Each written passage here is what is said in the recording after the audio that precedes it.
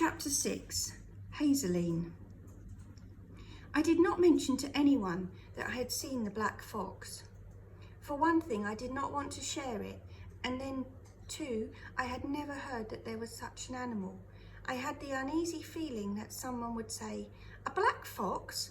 Boy, you've been dreaming. There's no such thing as a black fox." That night though, after supper, I went out to the porch where Hazeline was sitting waiting for her boyfriend, who was coming to take her for a ride. She was reading a bride magazine and she said to me, "How do you like that dress?" "It's all right."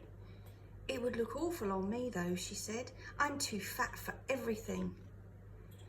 "I think you're just right," I said. "I think people who like to eat are very lucky. I never saw anyone who liked to eat as much as Hazeline, not even Petey Burkis.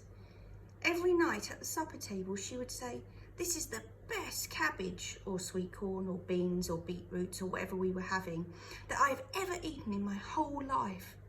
"Well, I wish I was like you," she said, "and could just pick at my food, and you would think that there was never such a thing as a fat bride, because in all these magazines there are only the tiniest, skinniest girls you ever saw," and she showed them to me. "Hazeline," she was now angrily flipping through the pages of skinny brides, showing them to me one by one. "What? Do you have many wild animals around here?" "Wild animals?" She paused to turn her mind from the brides. "Lord, no, this is practically like the city now. You don't have to worry about wild animals." "No deer or foxes, anything like that?" "Oh, sure, yeah, deer, foxes, squirrels, muskrats. The woods are full of them. Dad and the boys used to go hunting all the time. I remember they shot a possum one time, and it was one of the ugliest things that you've ever seen, and it had these tiny, tiny baby possums in its pouch. They were so tiny that Daddy had one in a spoon to show me, in a teaspoon." She shuddered and closed the magazine. I just squealed. I thought that possum in the teaspoon was the awfulest thing I ever saw, and Fred Jr. and Bubba used to tease me about that for years. We would be sitting at the table and all of a sudden Fred Jr. would make the awfulest face and say, "Mama, Hazeline's eating with the possum spoon." That was the only way anybody could ever stop me eating the possum spoon. She let her magazine drop to the floor beside the chair. "Hazeline, do you see many foxes in the woods?" "Why, you want to go hunting?" No, I just wanted to see an animal or something. I don't want to go hunting ever." "Well, if you do want to go, just tell Daddy, because he is never happier than when he's walking through the woods with his gun. He loves it. He could go hunting every day of his life." "Do people set traps or anything round here?" "No." "Never?" "Well, there used to be good money in trapping, I guess, but now they've got fur farms and things. Nobody I know does any trapping, unless it's like because an animal gets to be a bother, like in the garden or with the chickens." "Then what do they do?" I asked. "Well, you know that house right on the opposite side of the road where you turn into our place?" I nodded. "Yes."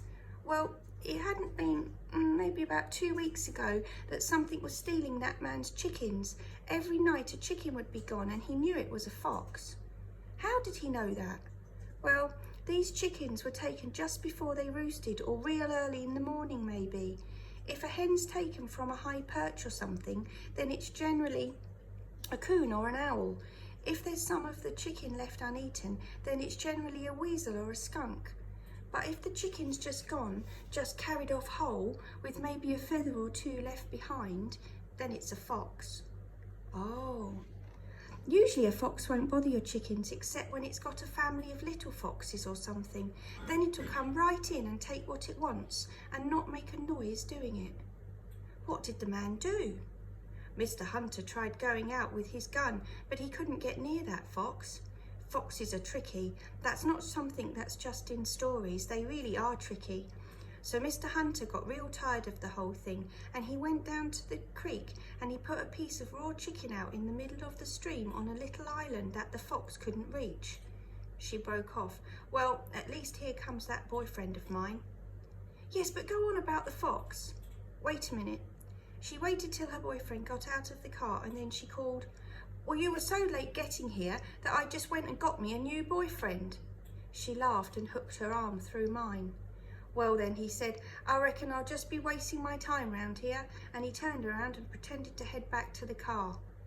Mickey Gulter, you come back right here now. He came back and sat on the porch railing, grinning, and tugged at the hem of her skirt and said, you look nice today. I said, go on about the fox, Hazeline. She laughed and said, okay, where was I? Almost losing my boyfriend put that fox right out of my head. Mr. Hunter put the raw chicken on the island so the fox couldn't reach it, I prompted. Oh yes, well then, he put some moss in the stream like a little stepping stone, see? Only underneath the moss was an open trap. And that very night the fox came by and he saw the raw chicken and he put his foot right on the moss and sprung the trap. Bingo. Oh, end of fox, she said. That was about 2 weeks ago, and then he found the den and went and got a stick of dynamite and blew it up, and that was the end of the baby foxes. Oh, I said again. It was one of those stories that you were sorry afterwards that you'd made somebody tell you. Mickey said, my granddaddy was the one who could get foxes. He used to be able to squeak them up. What are you talking about? Hazeline asked. There was a place like a hollow where there were wood mice, and my granddaddy would get down in there and hide and start squeaking. That man sounded more like a mouse than any mouse. He could get a fox in rifle range every time. They just couldn't resist his squeaking. Hazeline said, really delighted. I didn't know your granddaddy could do that. Mickey nodded. He was in the kitchen one time and he started squeaking, and my mum came in and said, real worried, there's a mouse somewhere in this kitchen, I can hear it. Your mama? Hazeline asked. She's scared of mice, I'm telling you. Not your mama? Yes, my mama, she's scared of them. They got up an argument about whether his mother was really scared of mice or not, and I said, but I thought foxes were very smart. Oh, they're smart all right, Mickey said. I got the smartest dog in the world and he has yet to catch him a fox. They've been fooling him for 10 years. Henry, is that who you're calling the smartest dog in the world? Hazeline said. And then they started arguing about whether Henry was smart or dumb. Are we going to sit here and fight all night, or are we going out for a ride? Mickey finally said. Let me get my jumper, Hazeline said. She did, and then went down the steps. Hazeline saying, next time I see your granddaddy in church, I'm going to ask him if he'll squeak like a mouse for me.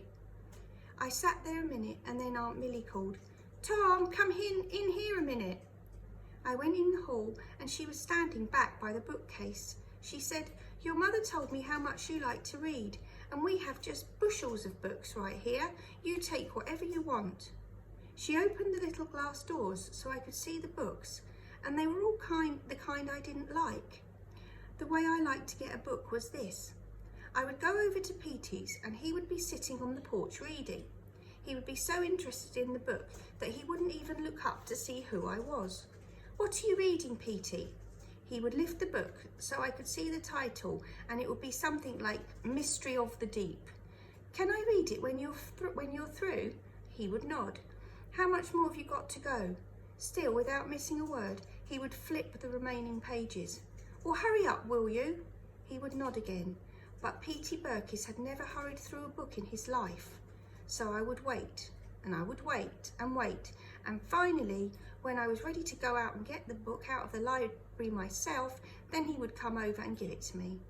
I couldn't get it open fast enough, and I would start reading on my way into the house, and the book would start like, the crack in the earth appeared during the night, and when the people of Pittsburgh woke, it was there, and deep down in the crack, the people could see something moving. That was the way I liked to get a book. I did not like to open a bookcase, especially with someone watching, and know that I had to take one. This one looks good, I said. It was the kind of book I particularly hated. It was called The Lamb Who Thought He Was a Cat.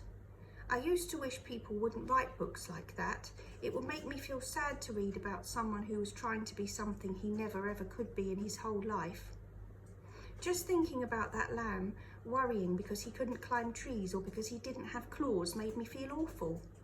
Oh, that's a wonderful book, Aunt Millie said. We laughed over that thing. I can still remember Bubba sitting in that chair right over there laughing at that book. She looked pleased at my selection. I think I'll take it outside, I said. Now listen, When it starts getting dark, you come in. I don't want you to ruin your eyesight. Ruining my eyes was something she did not have to worry about, but adults always seem to be worrying about the wrong things. One time, P.T. Burkiss's sitter came out, and P.T. was stuck up in this tree about to fall, and she said, "P.T., come down out of that wind. You're going to get the earache." P.T. made a headline about it. "Boy breaks 21 bones but avoids earache." "Now, when it gets dark, come on in." "Sure," I said. I went out and sat by the creek on the very rock I had sat on that morning. I did not open the book. I turned it down, face down on the grass beside me, because I did not even want to see the lamb and the cat on the cover, and I sat there looking across the field, waiting, hoping for some miracle that would bring the black fox leaping over the green grass again.